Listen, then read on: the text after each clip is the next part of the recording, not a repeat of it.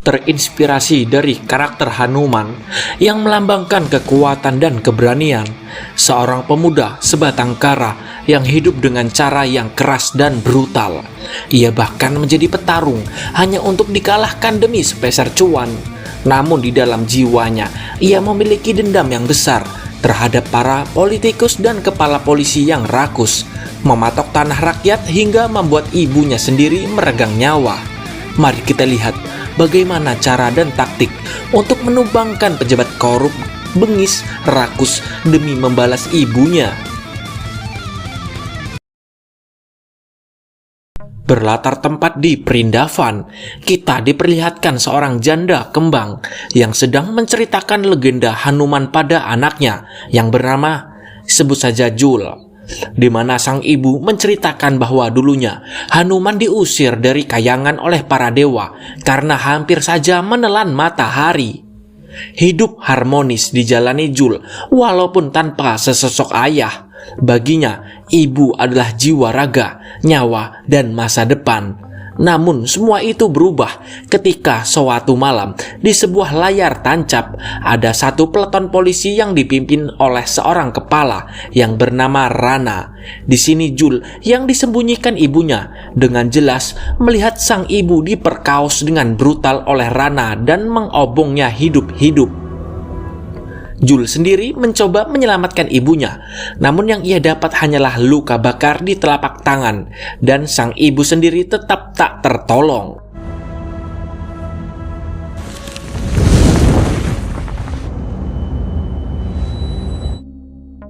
Kini, Jul dewasa bekerja di sebuah pertarungan jalanan, di mana topeng kera menjadi maskotnya.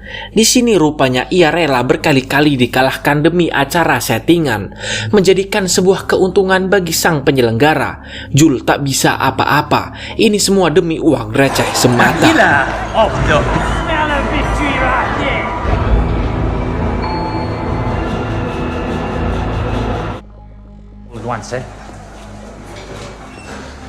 I need that money.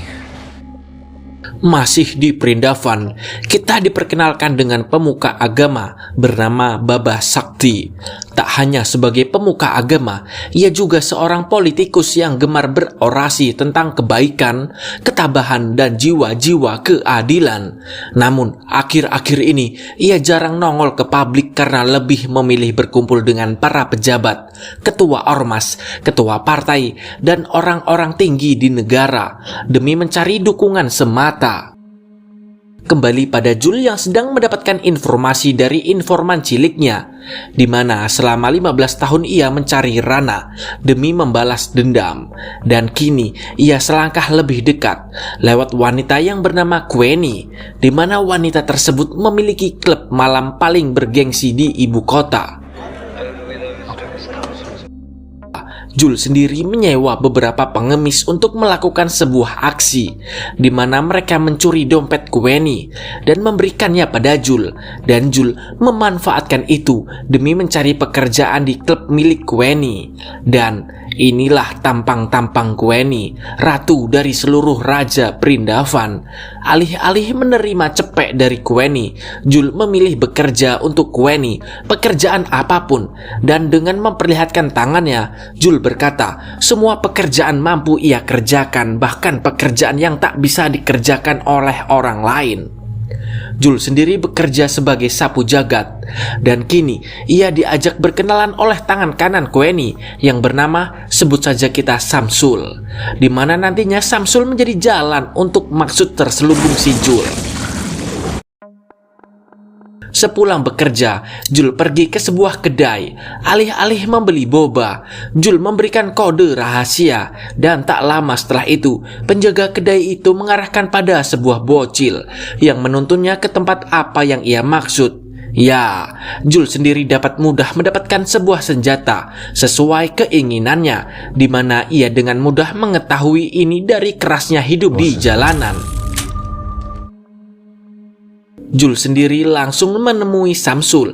Di sini ia ingin dipromosikan ke lantai utama dengan bayaran untung besar dari Zul, di mana Samsul disuruh memasang taruhan terhadap salah satu petarung di UFC ilegal, di mana nantinya petarung pasangan Samsul akan menang dan Samsul akan mendapatkan cuan yang besar dengan cepat.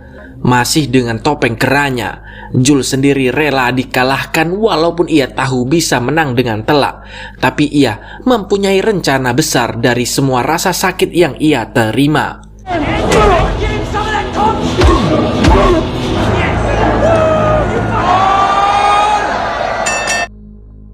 Jul pun langsung menjadi waiter di lantai VVIP.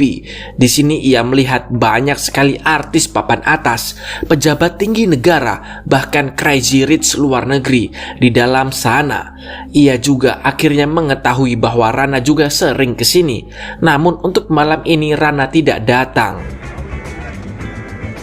He loves the sugar. Samsul yang kini makin dekat dengan Jul mengajak Jul untuk menikmati sensasi kendaraan andalannya, sebuah bajai modifan Thailand dengan full PNP dan nitrogen alias NOS yang sudah terpasang. That fucked up, bro. Pocket pinball. Huh? But we're rolling with the kings now, huh? Keesokan malamnya, Jul masih belum bertemu si Rana. Ia malah bertemu dengan wanita pengencerit yang bernama Lily. Jul sendiri yang melihat si bule yang sagapung. Seketika itu, ia mengingat kelakuan bejat si Rana. Akhirnya, emosinya tak terkontrol dan Jul memilih ngasoy sejenak. Di sini Jul menemukan seekor anjing yang kelaparan. Tanpa pikir lama, Jul pun memberinya makan dan seketika itu ia dapat tenang dari emosinya. Dan tak lama setelah itu, Lily datang dan ngasoy juga. Di sini Lily berkata, jangan memberi harapan pada anjing. Ketika ia diberi harapan, ia akan datang lagi. Maka setiap hari, anjing itu akan datang kembali dan meminta makan. Jul pun sendiri mempunyai ide dan berencana melatih anjing tersebut untuk melancarkan misinya. Sit. Hari demi hari Jul melakukan rutinitas seperti biasa. Siang menjadi petarung dan malam menjadi waiter. Namun ia belum melihat Rana sekalipun. Tepat di hari di mana Rana telah datang, Jul pun melancarkan aksinya. Berawal dari anjing yang ia latih menjadi kurir dan mengawasi Rana yang tengah hadir bersama rekan-rekan polisi korupnya. Di sini kita diperlihatkan dengan kebengisan Rana, di mana ia membuli habis-habisan si Samsul dengan kata-kata tidak enak, sampai-sampai memintanya untuk bersujud. Untung saja perhatian Rana dapat dialihkan berkat Zul yang memberinya garam Cina. Tanpa Rana sadari, garam itu telah dicampur dengan terasi bangka, membuat Rana mimisan dan terpaksa cabut ke toilet. Tak lama setelah itu, Jul datang dengan tekad yang telah terkumpul. Namun sudah jelas, sutradara tak akan membiarkan filmnya selesai dengan sepele.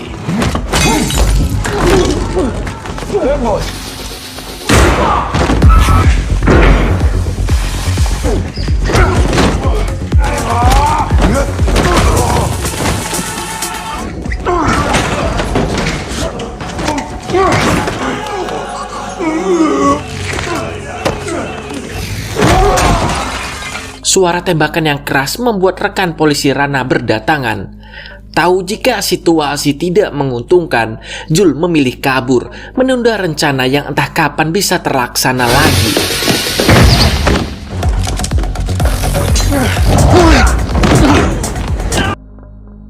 Ia pun kabur menggunakan bajai Drak Samsul dan membawa turut serta Samsul di dalamnya. Ruwetnya jalanan India seperti yang kita tahu membuat Jul terpojok dan tertabrak.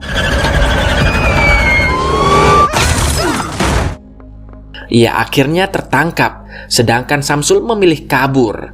Namun usaha tak akan berhenti di situ.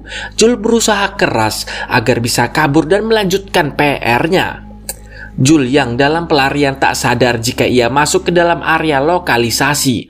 Para preman di sana menganggap Jul membawa masalah karena membawa polisi ke lokasi, dan akhirnya Jul mendapatkan musuh baru.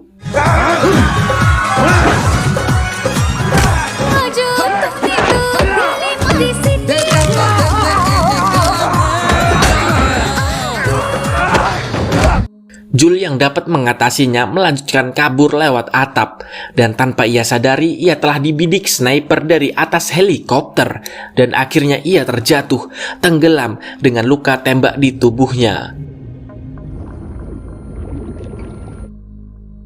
Jul sendiri telah sadar ia telah ditolong seorang pendeta di kuil Dewa Dewi, di mana pendeta itu mengatakan bahwa negara ini telah bobrok karena kerakusan para politikus, dan negara ini membutuhkan seorang penyeimbang dan menumpas semua para pejabat korup tersebut dan mengembalikan kedamaian di tanah Prindavan.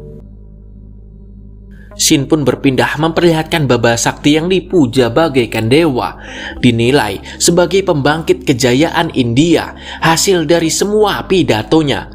Namun kita akan dibuat terkejut bahwasanya Baba Sakti hanya pencitraan semata, dibuktikan dengan Rana yang rupanya seorang tangan kanannya, dan secara tidak langsung penggusuran tanah sengketa dan kematian ibunya Jul disinyalir bahwa Baba sendirilah otaknya. Kembali pada Jul yang bengong di tengah malam, sang pendeta tahu jika Jul menyimpan rasa sakit yang luar biasa. Sang pendeta pun membawa Jul ke sebuah tempat keramat. Di sini Jul disemburkan sebuah bubuk tanaman surga. Dengan serbuk itu Jul disadarkan bahwa balas dendam tidak akan membuahkan apa-apa melainkan kobaran dosa. Namun jika niat Jul membuat perubahan dan menjadi keadaan menjadi jauh lebih baik, maka jangan pernah berhenti di sini. I see the guns of a warrior. Jul sendiri hadir kembali dengan rasa tenang yang luar biasa. Ia kembali menstabilkan fisiknya dan mempersiapkan diri untuk Baba, Rana, dan semua antek-anteknya.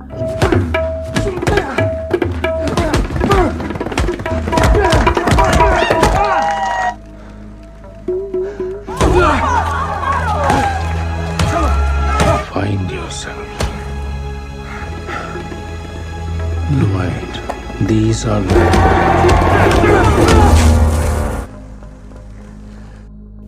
Namun pertama-tama Jul mengambil uang di dalam kotak amal kuilnya, mempertaruhkan semuanya di laga tarung dirinya. Dan ini Jul memperlihatkan skill bertarungnya. Tak hanya jagoan bertahan, petarung monster pun ditumpasnya. Hasil dari kemenangannya diberikan oleh penghuni kuil. Tidak membuat mereka kaya, namun jika ingin masak kangkung, cukuplah untuk orang satu desa.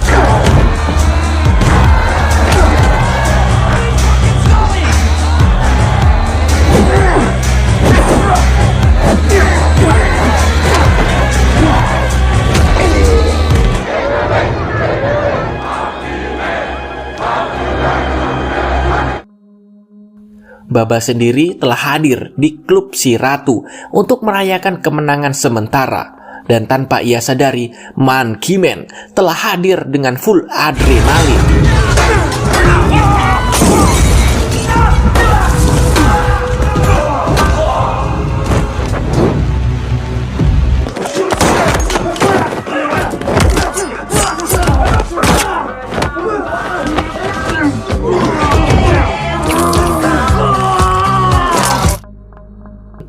Ledakan di ruang dapur hanyalah sebuah awalan. Tepat sekarang Jul telah sampai di lantai tempat mereka berkumpul. Dikala semua kroco disibukkan oleh Jul, Baba dan Rana memilih cabut.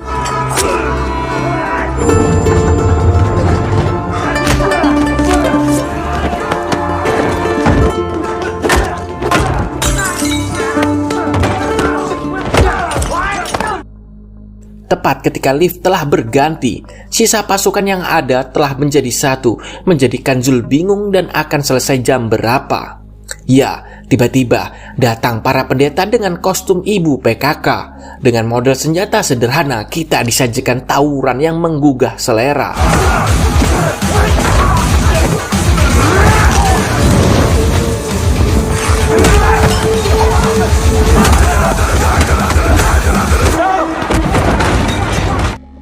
Sang ratu pun hadir dengan sebuah pistol. Ia menembak membabi buta. Ia tak kuasa, tempat usahanya dibuat rata.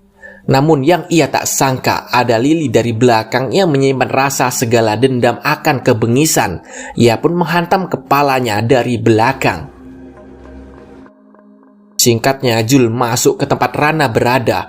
Pertarungan pun tidak terelakkan. Sejatinya, Rana tidak mempunyai basic bela diri. Ia lebih condong ke arah tilang menilang dan suap menyuap.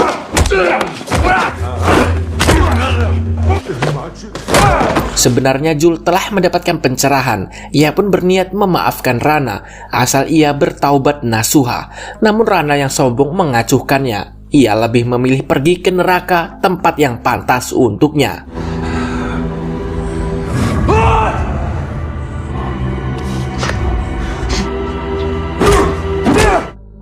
Tersisalah si pendongeng handal, si Baba Sakti.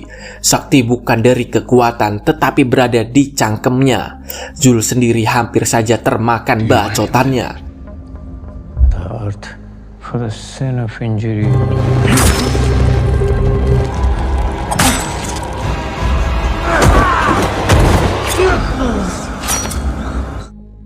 Sesaat Jul akan pingsan, ia memperhatikan sosok Hanuman, sosok panutan akan keberanian dan kekuatan, dan akhirnya misi dari semua hidupnya telah usai sudah.